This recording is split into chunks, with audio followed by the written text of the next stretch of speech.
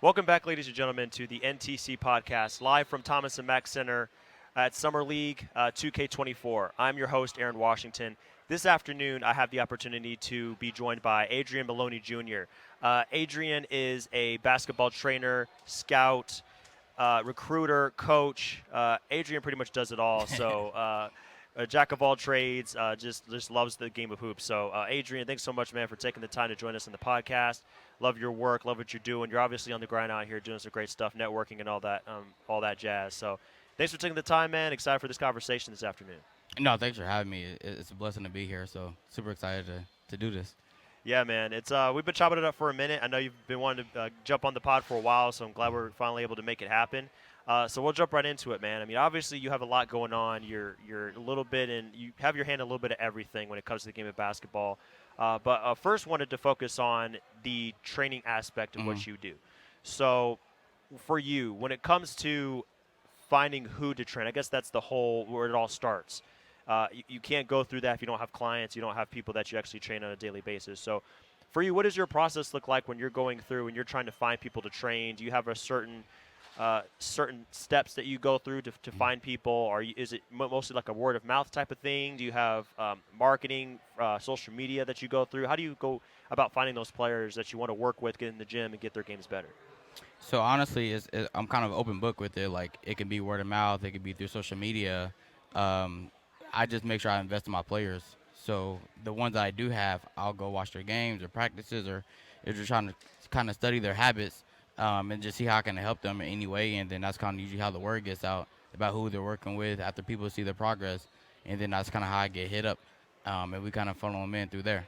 Nice. It seems like it's really a business of just about relationships, and it's about who you know, and your work speaks volumes. If you're out there doing some great work, and these people speak highly of you as far as their game getting better, it just seems like a kind of like a trickle down effect. It's a snowball effect, and it just kind of goes from there.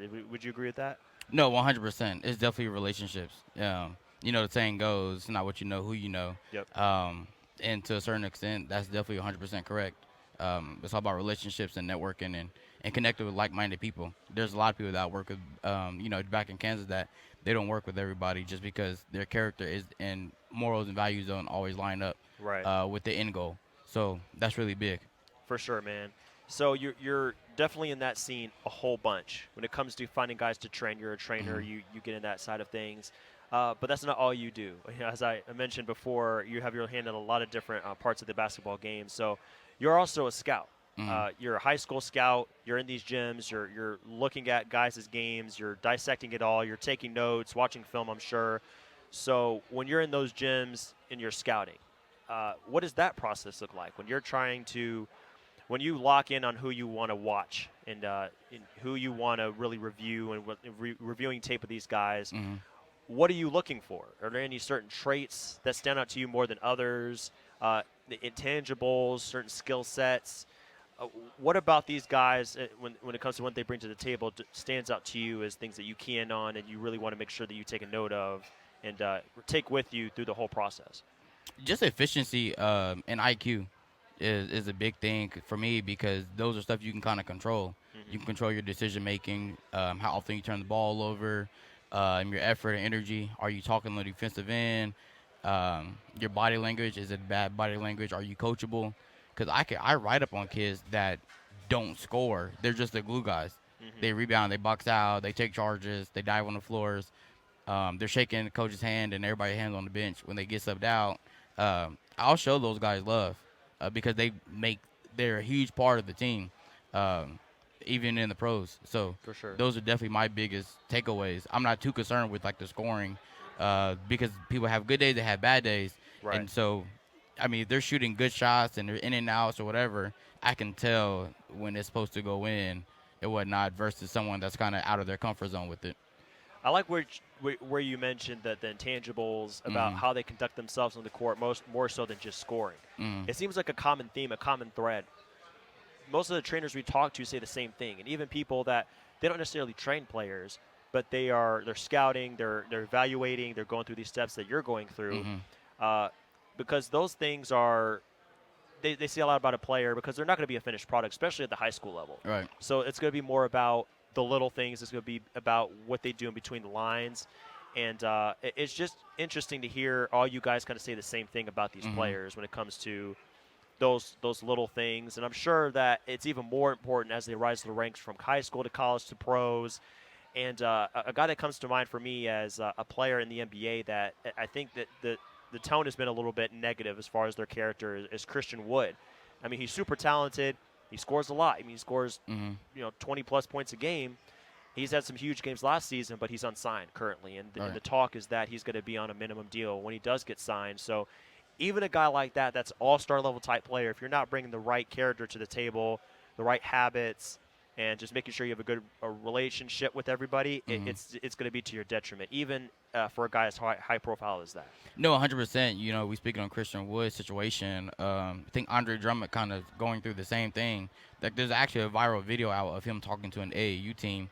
I forget who the team was, but of him talking about how he used to make $100 million, get Yeah, $100 million he's a deals. minimum. Now he's at the vet minimum because of his bad body language and his attitude when he got pulled out or Yeah, something like that. And he's a walking double-double. right. So, I mean, they don't care.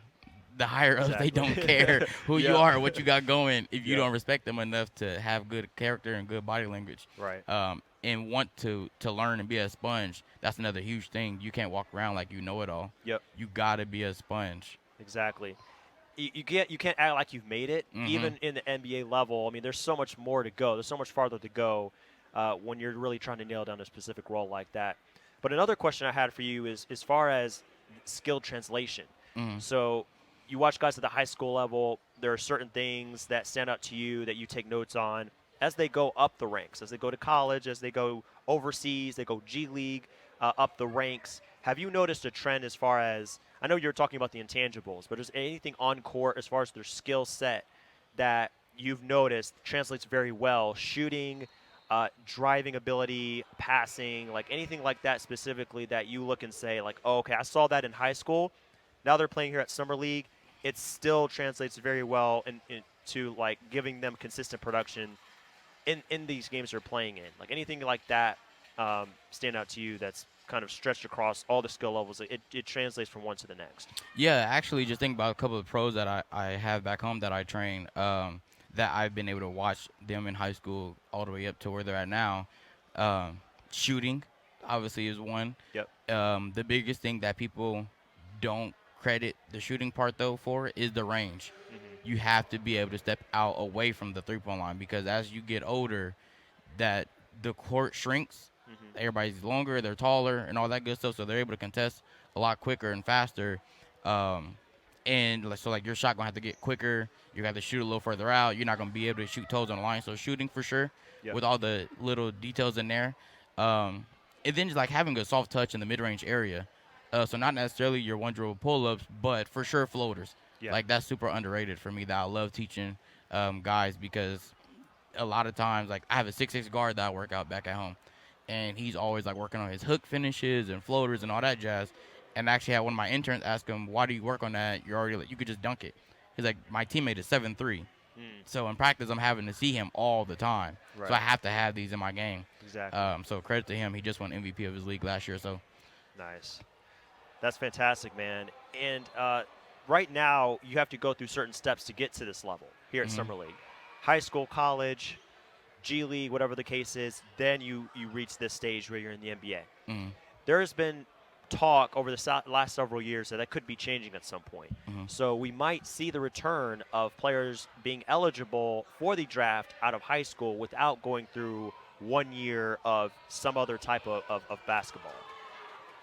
If that does come to pass, well, I guess the first question would be, do you think that's something we'll see here in the near future? And if so, how do you think that's going to influence your job at all, if any, as a guy that's down there in the high school ranks? Do you think that changes your process at all? Does it make your job harder, easier, if these guys can go to the next level and you have NBA scouts now at those gyms in high school? Like, what do you think about that? Yeah, I think we'll definitely see it. I think we'll see it. Probably sooner than later. Who knows exactly when? But I think that process has already kind of creeped back upon us with people from high school just going straight to the G League Unite or Yeah. whatever, overseas and all that good stuff, and then going to the NBA. Right. You might as well just promote them there. Yeah. And then on top of that, the NBA don't love your 4-year guys. Hmm. they're super high on your 18, 19-year-olds. Right. So if they can get you sooner, they're going to. And I think with a lot of people, higher up, kind of promoting that, I think we'll definitely see it. As far as it affected my job, I'm not sure.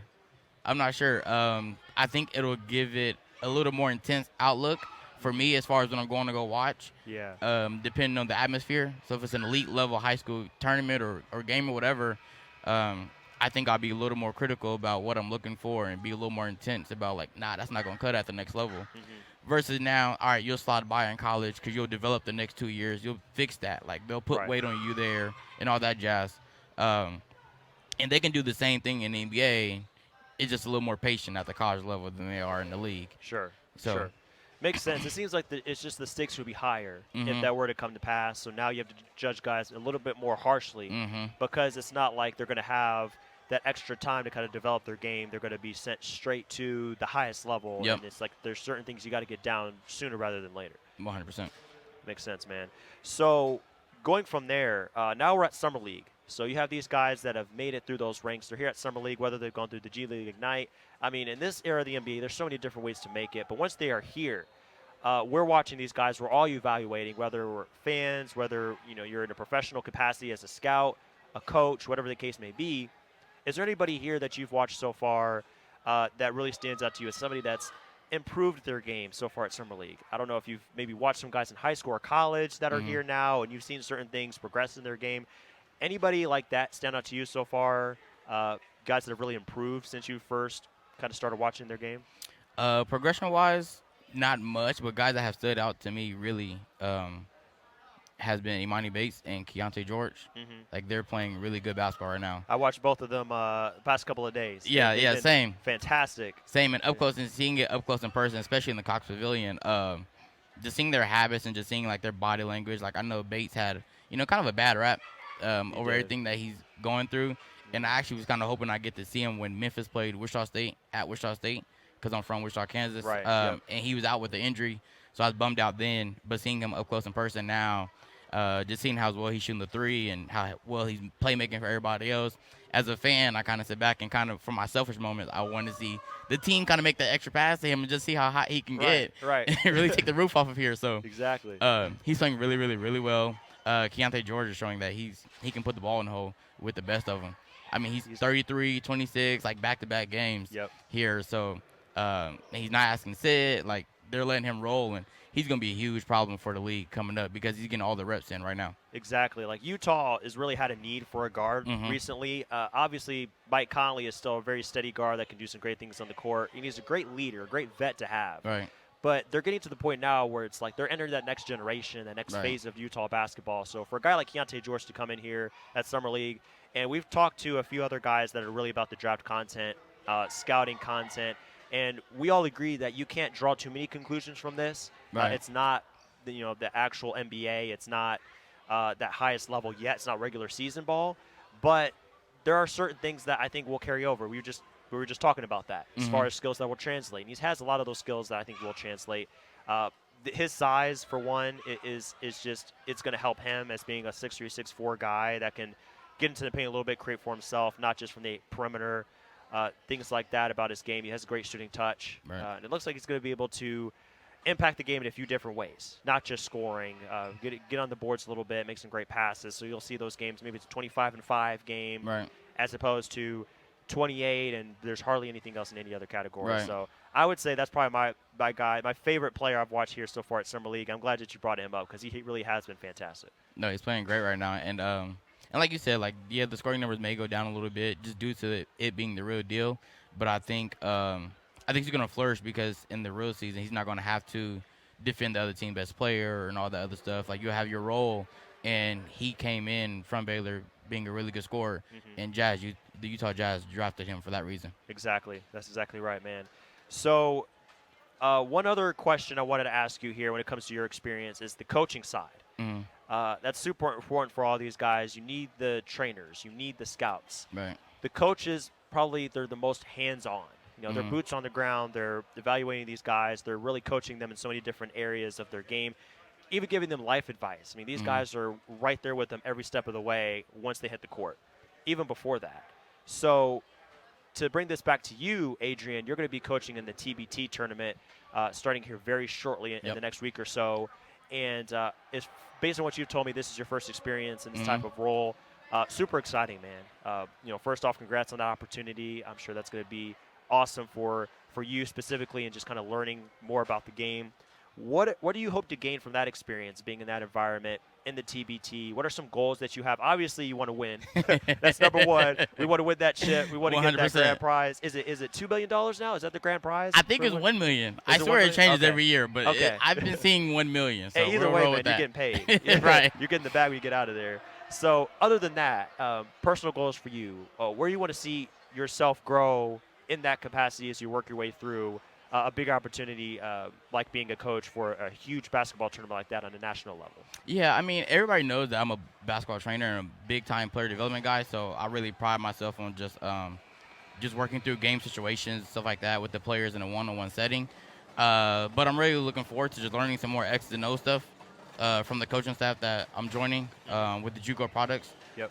We got a really great coaching staff and GM and all that good stuff, so I'm super excited to learn from them. Awesome. And what they're going to bring, really pro-level style of coaching. So super excited to just kind of add some of that to my bag.